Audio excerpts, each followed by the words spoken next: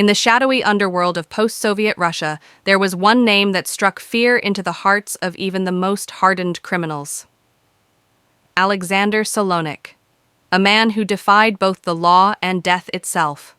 A ruthless hitman whose skill with a gun was matched only by his ability to escape the most impossible situations.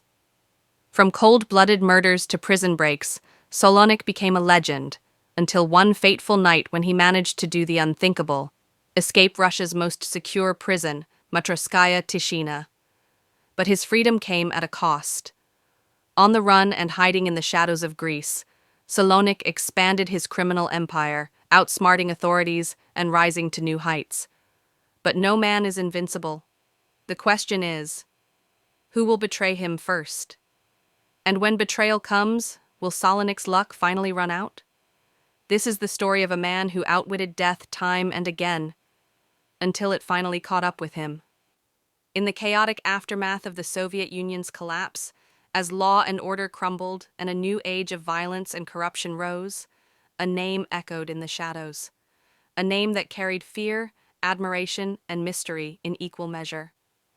That name was Alexander Solonik.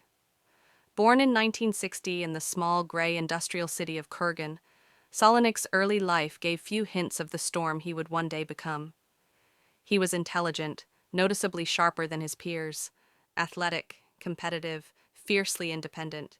He was the kind of boy who didn't just break the rules, he ignored them altogether, as if they didn't exist for him. His teachers described him as brilliant but difficult.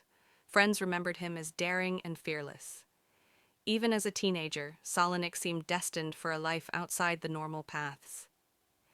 After finishing his mandatory service in the Soviet army, Solonik appeared, for a fleeting moment, to walk the line of law and order. He joined the police force, putting on the uniform of the very system he would one day defy. But it didn't take long for his true nature to surface. Solonik was aggressive, uncontrollable, prone to acts of violence that shocked even his fellow officers. He was quickly dismissed. The official reports cited unsuitability for service. But in truth, Alexander Solonik wasn't built for a world that demanded submission to authority. He was built to challenge it, to rule it from the shadows. It didn't take him long to find his place among the criminal underworld that was beginning to thrive amid the chaos of post-Soviet Russia. It was a time when crime families were rising to power, filling the vacuum left by the collapsing state. Solonik entered this new world like a natural force, cold, calculated, deadly. He quickly gained a reputation as a freelance hitman, available to the highest bidder. But he wasn't just any killer. He was extraordinary. Solonik had a gift that set him apart, an almost supernatural ability with firearms. He could shoot with both hands simultaneously, hitting two moving targets at once.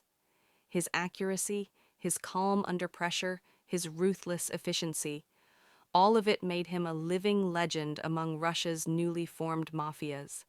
He killed without hesitation, without remorse, and often without leaving a trace. Rival gang leaders, disloyal associates, enemies of his employers, all met their end at his hands. Each successful hit elevated his status. Each whispered story about his deeds made him more feared. But with fame came attention. And with attention came danger. Law enforcement could not ignore Solonik. His name appeared on countless wanted lists. Surveillance teams were assigned to track him. Informants were planted. Time and again, Solonik was arrested, charged with murder, illegal arms possession, conspiracy. Yet, astonishingly, he never stayed behind bars for long. He escaped custody multiple times, sometimes through brute force, sometimes through manipulation. Once, he slipped out of a courtroom during a recess, simply walking away while guards looked the other way. Another time, he broke free from a holding cell, overpowering his captors in a blur of violence. Every escape only added to the myth. Alexander Solonik, the man who could not be caged. Desperate to contain him, Russian authorities decided to lock Solonik in Matryoshkaya Tishina, Moscow's fortress-like prison reserved for the most dangerous and uncontrollable criminals. It was a place built with the sole purpose of preventing escape, with thick concrete walls, endless rows of guards, cameras, locked steel gates, and razor wire perimeters. But even inside this fortress, Solonik did what he always did. He waited, he watched, and he planned. He spent months studying the routines, the weaknesses, the rhythms of the prison. And then he did what seemed unthinkable. He turned a prison guard. Whether through promises of wealth, threats of violence, or both, Solonik found his opening. Through this corrupted guard, he smuggled in two essential tools: a strong rope, fashioned for climbing, and a small firearm, his insurance policy against any unexpected resistance. But Solonik was nothing if not thorough. He also built a decoy, a dummy constructed from spare clothing and bedding materials, designed to resemble a sleeping prisoner under a blanket. Then came the night of the escape. Under the dim glow of the prison lights, Solonik set his plan in motion. He carefully placed the dummy in his bunk, positioning it to appear as if he were sleeping peacefully. Timing his movements perfectly between the guards' rounds, he crept into the shadows. He found his way to a section of the outer wall.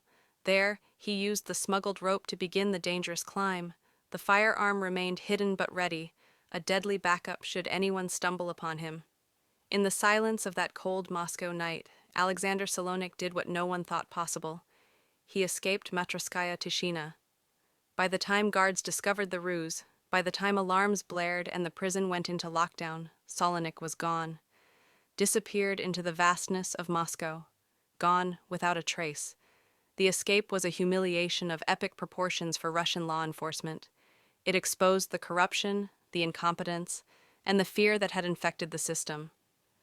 Solonik's story spread across Russia like wildfire, fueling not just fear but fascination.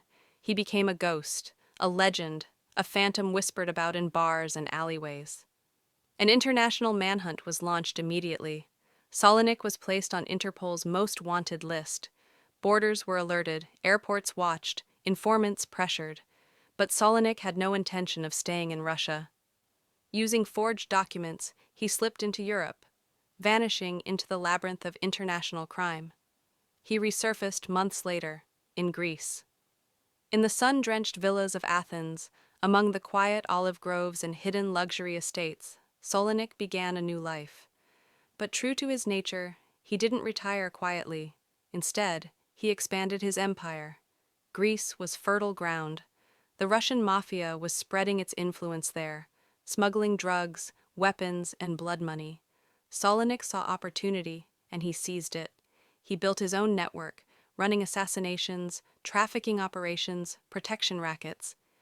He became rich, far richer than he had ever been before. He lived like a king, moving between heavily guarded villas, driving luxury cars, hosting private parties behind closed gates. But he never stopped looking over his shoulder. He carried weapons constantly. He slept lightly. He trusted almost no one. In public, he was charming, almost disarmingly friendly, but in private, he remained cold, calculating, dangerous.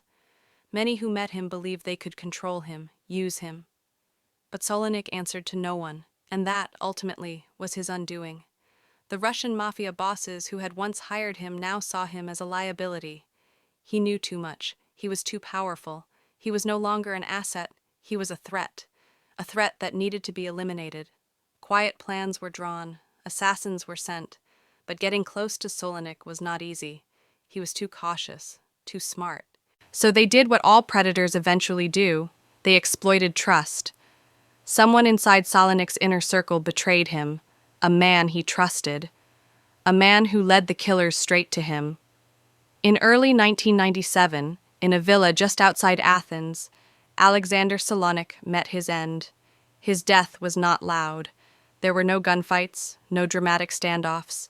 There was only silence. He was strangled, swiftly, professionally, by hands that once might have applauded his skills.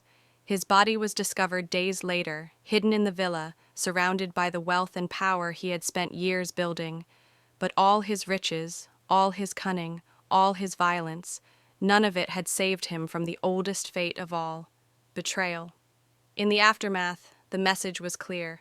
In the world of organized crime, no matter how skilled, No matter how feared, no matter how legendary, no one is untouchable.